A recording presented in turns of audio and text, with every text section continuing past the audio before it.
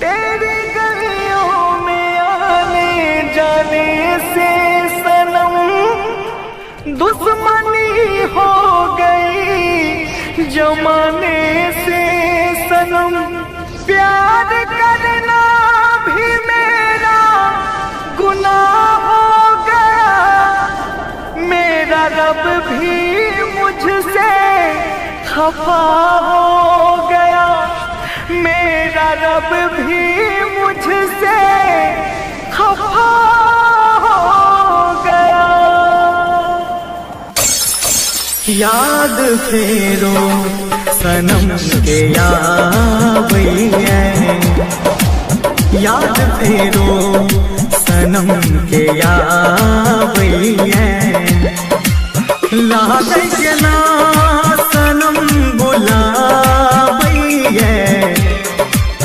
याद फेरो सनम के यावैया। याद फेरो सनम के यावैया। लागै के ना सनम बुलावैया, याद फेरो सनम के यावैया। याद फेरो सनम के यावैया।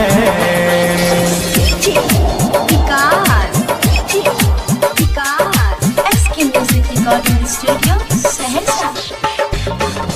मटियागला, सीतामढ़ी। मटियागला, सीतामढ़ी।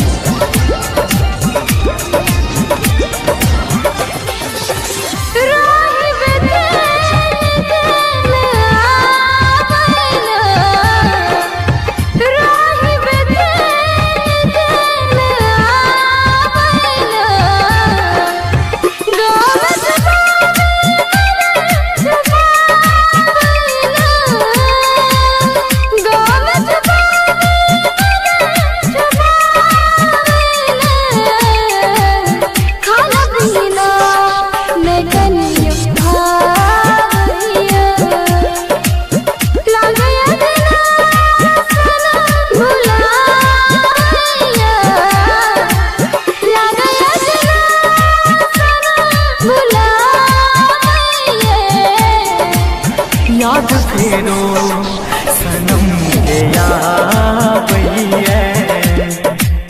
याद फेरो सनम के यावैया।